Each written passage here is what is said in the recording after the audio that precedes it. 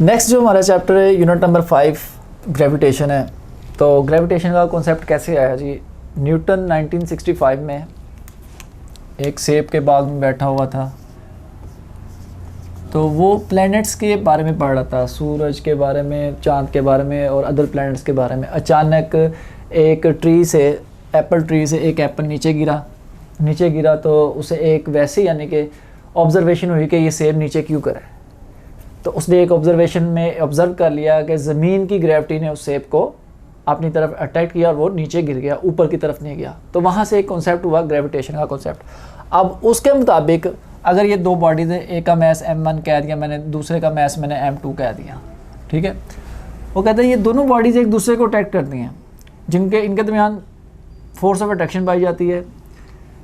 तो ये जो फोर्स ऑफ अट्रैक्शन है ना, ये इन बॉडी के मैसेज के डायरेक्टली प्रोपोर्शनल प्रोडक्ट के और इनके दरमियान डिस्टेंस के स्क्वायर के इन्वर्सली प्रोपोर्शनल होती हैं।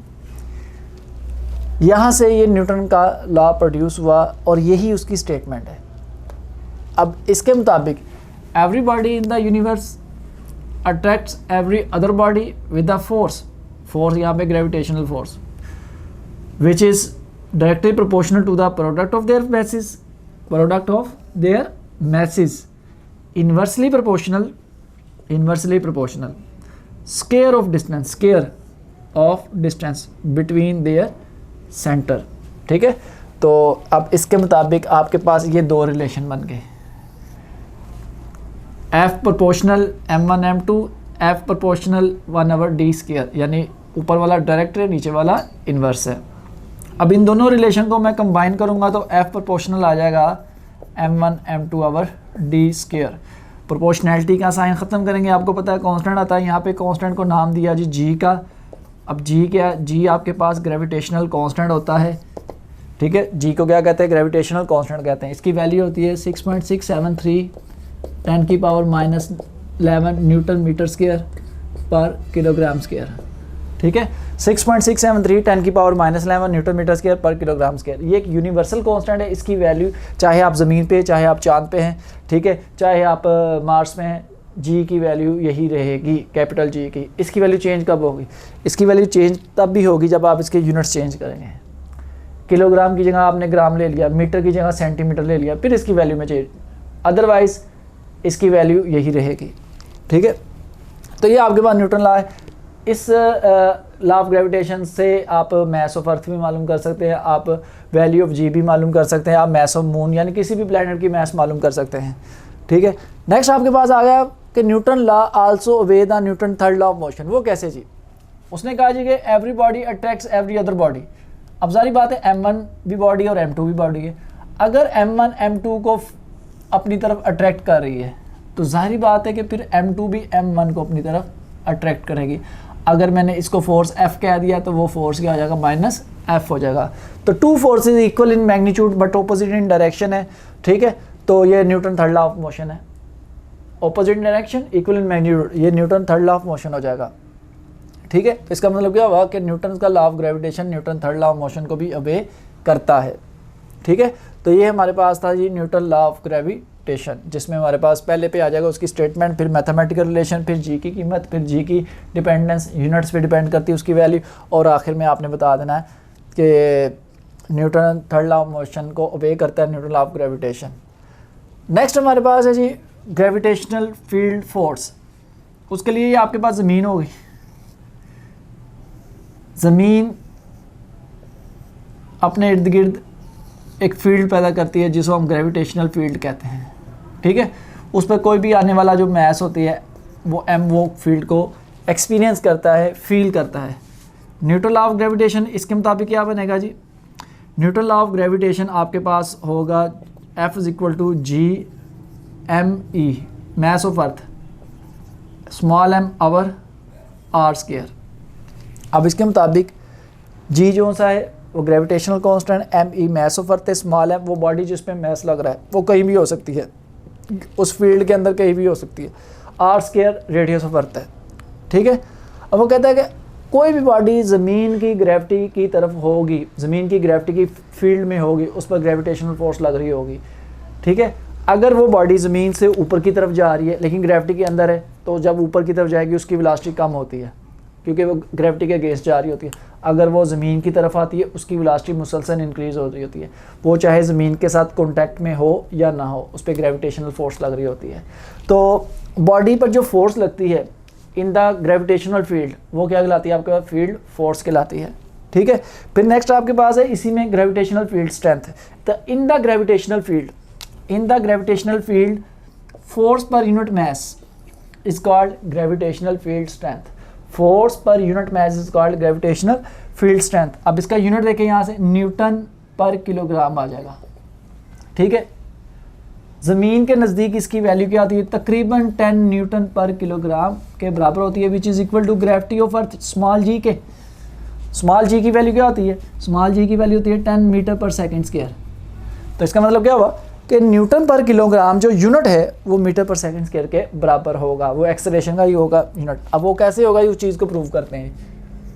1 newton per kilogram is equal to 1 metre per second square. Left hand side ले लें, 1 न्यूटन पर किलोग्राम।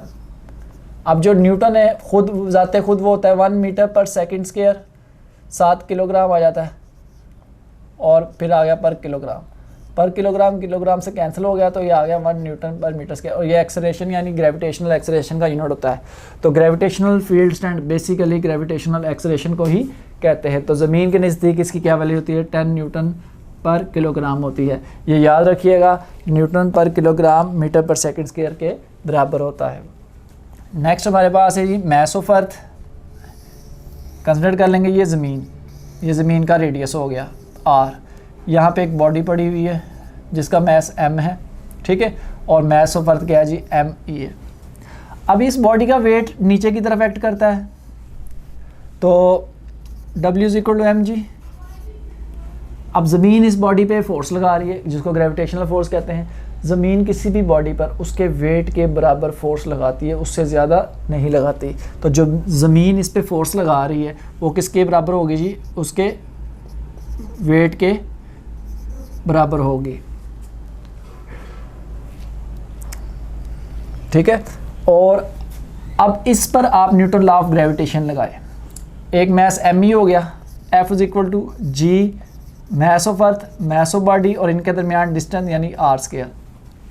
ये भी F के बराबर है, ये भी F के बराबर है। इन दोनों को कंपेयर करेंगे जी, दोनों इक्वेशन को जब आप कंपेयर करेंगे, g me small m over r square is equal to m into g के बराबर आ जाएगा। ठीक है, ये वेट आ गया, ये ग्रेविटेशनल फोर्स आ गई, दोनों फोर्सेस आपस में इक्वल होगी। m से कैंसिल हो गया, यहाँ से मास ऑफ अर्थ निकालें तो g multiply by r square divided by capital G। अब इनकी वैल्यू पुट करते हैं। इनकी वैल्यू आपको ज़ुबानी याद होनी चाहिए, जो हमारी बुक में दी हुई है उसके मुताबिक g की वैल्यू 10 मीटर पर सेकेंड। यहाँ पहले आप सेपरेट लिख लें, g की वैल्यू है 10 मीटर पर सेकेंड स्क्वायर।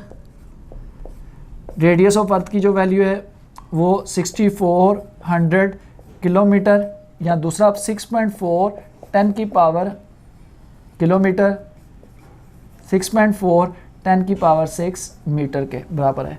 और ग्रेविटेशनल का मैंने अभी आपको बताया 6.673 10 की पावर -11 न्यूटन मीटर स्क्वायर पर किलोग्राम स्क्वायर है। ठीक है, ये सारी वैल्यूज़ आप इस फार्मूले में पुट कर देंगे। जब इसमें पुट करेंगे, मास ऑफ अर्थ देखें जी, 6.4 10 की पावर -11 6.4 10 की पावर 6 का स्क्वायर डिवाइडेड बाय 6.673 10 की पावर -11। तो अप्रोक्सीमेटली इसको जब हम हल करेंगे हमारे पास आएगा 6 इंटू 10 रेज़्ड पावर 24 किलोग्राम। तो ये आपके पास मास ऑफ अर्थ है। ठीक है, 6 into 10 raised power 24 kilogram. Kilogram unit होता है मैथ्स का, मास ऑफ अर्थ आ गया। नेक्स्ट वेरिएशन ऑफ जी। जी यहाँ पे ग्रेविटी है, एच ये आल्टीट्यूड के लिए आया विद आल्टीट्यूड। ठीक है, उसको जी एच कहते हैं। तो ये ज़मीन हो गई, इसका रेडियस आ गया आपके पास आर। एक बॉडी यहाँ से ज़मीन से ऊपर यानी एच डिस्टेंस पे पड़ी हुई है, तो ये टोटल डिस्टेंस क्या हो जाएगा आपके पास? आर प्लस एच हो जाएगा। अब यहाँ पे जो इसका वेट होगा ग्रेविटेशनल फोर्स के बराबर होगा इसका वेट, वो होगा mgh के, h यहाँ पे आल्टीट्यूड के लिए आया, ठीक है।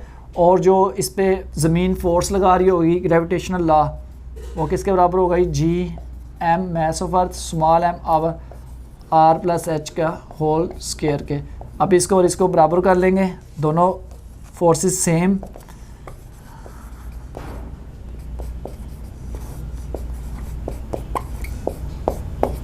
मैथ्स से कैंसिल हो गया, ठीक है। तो ये फार्मूला आ गया जी, value of ji with altitude का।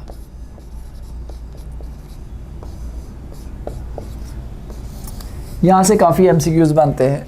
पहला एमसीक्यूज के, अगर हाइट रेडियस के बराबर होगी तो जी की वैल्यू क्या आ जाएगी, अगर हाइट रेडियस के बराबर होगी तो जी की value on the value of earth का 1/4 हो जाएगी। अगर हाइट 2 मल्टीपल ऑफ रेडियस हो जाएगी, यानी रेडियस का डबल हो जाएगी तो 1/9 हो जाएगी। अगर रेडियस का ट्रिपल हो जाएगी तो 1/16 हो जाएगी। अब एक मैं आपको हल करा देता हूँ, अगर h बराबर होगा r के तो g की वैल्यू क्या होगी, ठीक है। तो g की वैल्यू आप यहाँ पे ले लें, h बराबर r के, G m over r plus r का होल स्क्वायर, ठीक है। ऊपर gm आ गया, नीचे आ गया 4r स्क्वायर आ गया। ये जो जिसको मैं अब राउंड किया है, ये आपके पास स्मॉल g यानी gravity of earth on surface of Earth के बराबर है। तो ये इसका मतलब क्या होगा कि अगर हाइट बराबर होगी रेडियस के तो जी एच की वैल्यू क्या होगी, 1/4 on the value of G on the surface of Earth के बराबर हो जाएगी।